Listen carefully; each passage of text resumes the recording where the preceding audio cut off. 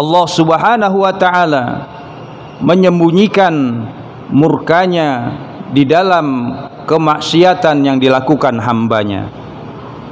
Khabba'a sukhtahu fi ma'siyati.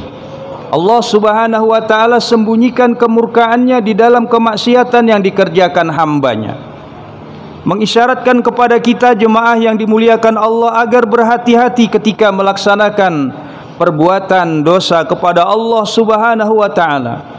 Lagi-lagi bukan perkara apakah dosa itu dosa besar ataupun dosa yang kecil.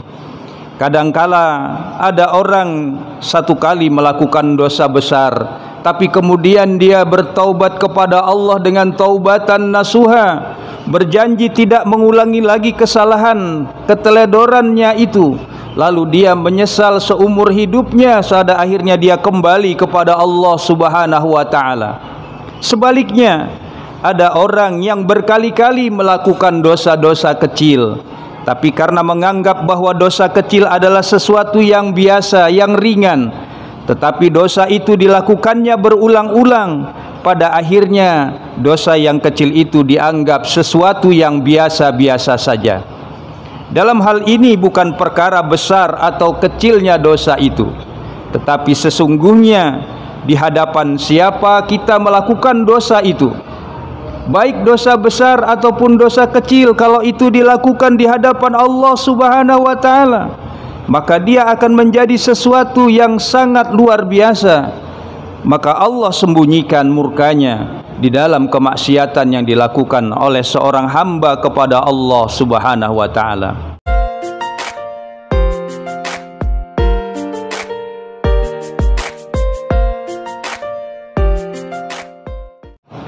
Saudara-saudaraku jemaah Jumat rahimakumullah, bulan Ramadan yang di dalamnya ada perintah berpuasa. Sebagaimana kita ketahui, puasa berbeda dengan aktivitas-aktivitas ibadah lainnya. Ibadah-ibadah lainnya cenderung bersifat jahriyah atau kelihatan ketika melaksanakannya. Ketika kita melaksanakan sholat, maka orang akan tahu kita sedang melaksanakan sholat. Ketika kita sedang menunaikan zakat, maka orang tahu karena kita mengeluarkan zakat. Bahkan ketika kita melaksanakan ibadah haji dan umroh, orang pun tahu karena kita terlihat dalam pandangan mata. Berbeda dengan ibadah-ibadah yang kita sebutkan tadi, puasa yang diberikan oleh Allah Subhanahu wa taala adalah ibadah yang bersifat sirriyah, di mana ibadah itu tidak bisa ditentukan dari aktivitas-aktivitas fisik yang ditampilkan oleh pelakunya, tapi ibadah itu bersifat rahasia karena hanya pelakunya dan Allah saja yang paling tahu seperti apa kualitas maupun kuantitas ibadah yang dilaksanakan itu. Terkait dengan hal itu jemaah yang dimuliakan Allah Subhanahu wa taala, ada satu nasihat yang sangat luar biasa yang pernah disampaikan oleh cicit baginda Rasulullah sallallahu alaihi wasallam, yang mudah-mudahan ini juga menjadi acuan di tengah-tengah kehidupan kita. Bagaimana sikap Allah Subhanahu wa taala yang disembunyikan oleh Allah Subhanahu wa taala dalam 3 aktivitas kehidupan yang dilakukan oleh manusia pada umumnya. Yang pertama, innallaha khabba'a salasan fi salasin. Allah Subhanahu wa taala menyembunyikan 3 keadaannya, 3 sikapnya di dalam 3 kondisi. Yang pertama, Allah Subhanahu wa taala khabba'a ridahu fi ta'atihi, bahwa Allah Subhanahu wa taala menyembunyikan keridhaannya di dalam ketaatan hambanya.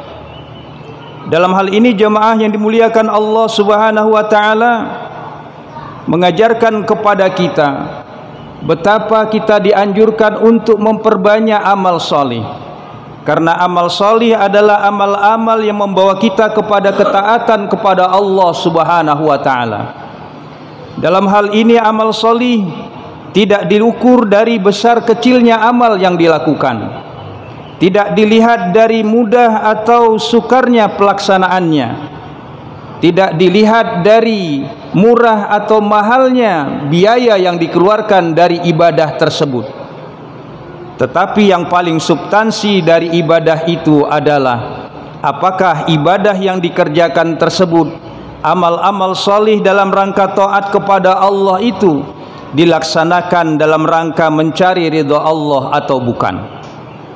Maka oleh karena itu jangan pernah memandang remeh, jangan pernah sepelekan amal-amal yang bersifat kecil, karena boleh jadi di dalam amalan-amalan yang sepele itu, amalan yang kecil itu terdapat keridhaan Allah Subhanahu wa taala. Apa sebab? Karena amalan itu dilaksanakan dengan sepenuh hati dan mencari ridha Allah. Di dalamnya ada keikhlasan semata-mata mencari keridhaan Allah Subhanahu wa taala. Kita tahu bersama bahwa sesungguhnya amalan yang diterima oleh Allah bukanlah amalan yang besar, atau sebaliknya amalan yang ditolak oleh Allah adalah amalan yang kecil.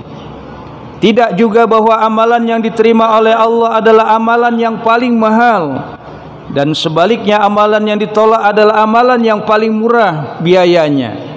Tetapi sekali lagi, amalan yang diterima oleh Allah adalah ahsanu amala, amalan yang terbaik, amalan yang semata-mata mengharapkan ridha Allah Subhanahu wa taala. Oleh karena itu, momentum Ramadan yang tengah kita jalani hari ini mudah-mudahan memacu kita bersama untuk bisa terus meningkatkan amal-amal ibadah kita, baik dari segi kuantitasnya maupun kualitasnya. Karena kita tidak tahu di amalan yang mana sesungguhnya ada keridhaan Allah Subhanahu wa taala.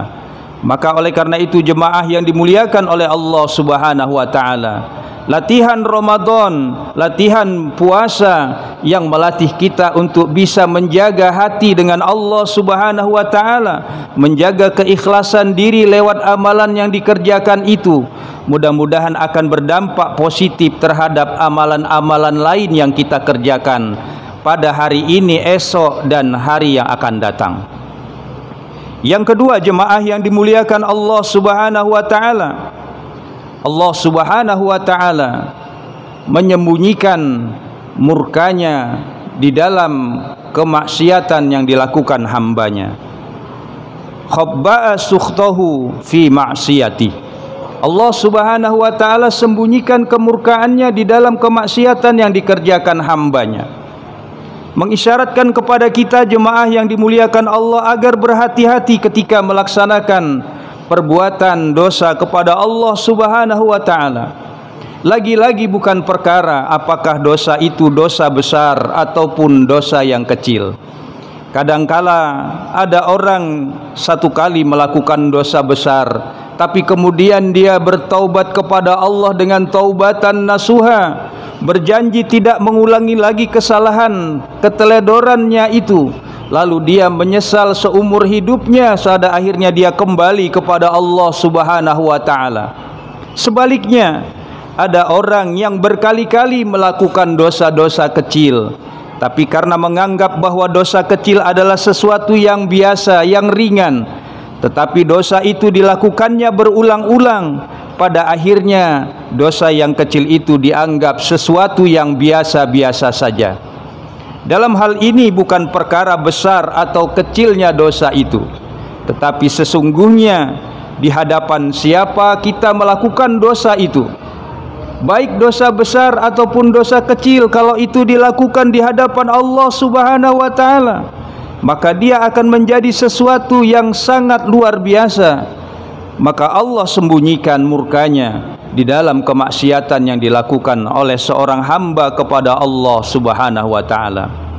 Ada orang yang mampu menahan dirinya untuk tidak melakukan dosa di hadapan orang lain, tapi pada saat dia dalam keadaan sendirian, tidak dipantau dan dilihat oleh orang, maka dia pun melakukan dosa-dosa kepada Allah Subhanahu wa taala.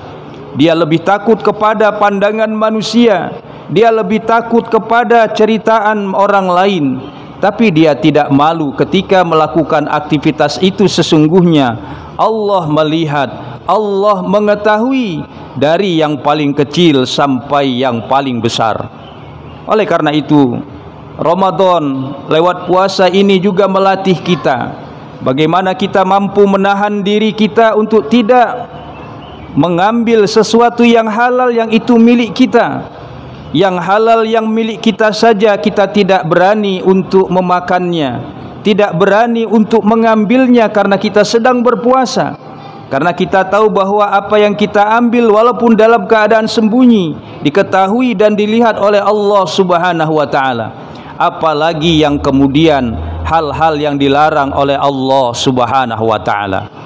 Oleh karena itu saudara-saudaraku jemaah yang dimuliakan Allah Subhanahu wa taala, latihan Ramadan lewat puasa yang tengah kita jalani ini salah satunya adalah didikan untuk bisa menahan diri dan mengendalikan diri dari melakukan kemaksiatan, melakukan dosa-dosa. Karena kita tahu bukan besar kecilnya dosa itu yang menjadi pemberat, tetapi yang menjadi pemberat adalah dosa itu kita lakukan di hadapan Allah Subhanahu wa taala.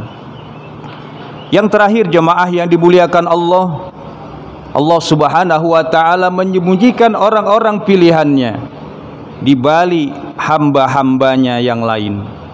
Dalam hal ini jemaah yang dimuliakan Allah mengajarkan kepada kita agar kita tidak pernah memandang remeh orang lain, bagaimanapun tingkat pendidikannya, bagaimanapun pangkat dan jabatannya.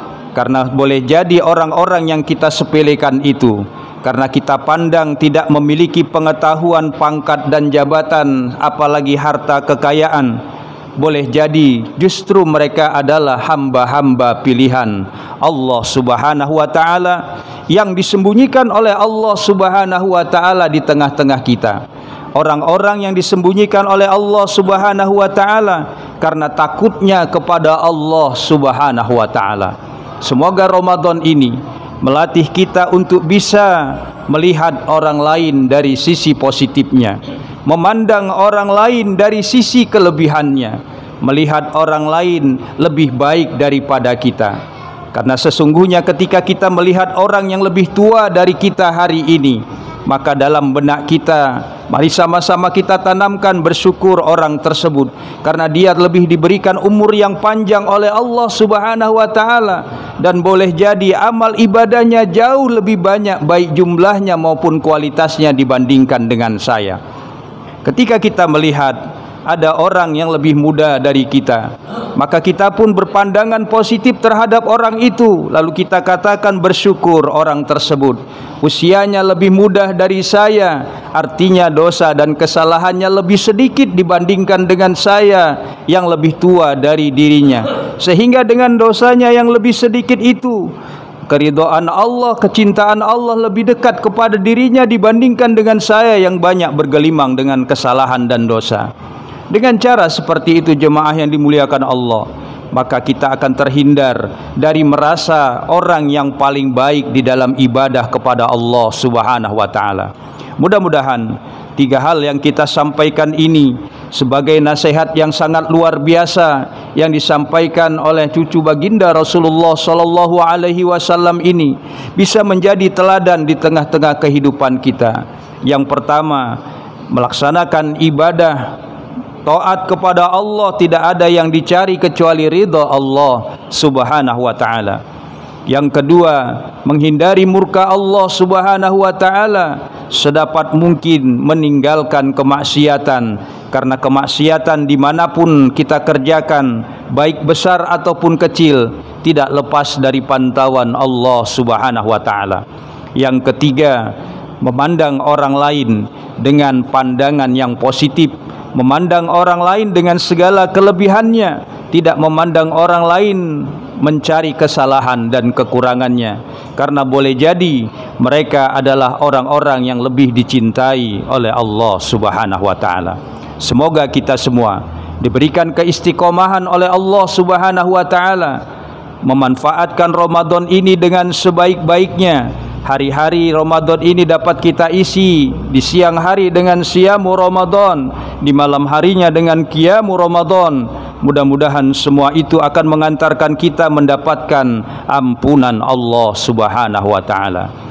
Barakallahu li wa lakum fil Qur'anil Karim wa nafa'ani wa iyyakum bima fihi minal ayati wa dzikril hakim wa taqabbala minni wa minkum tilawatahu innahu huwal ghafurur rahim.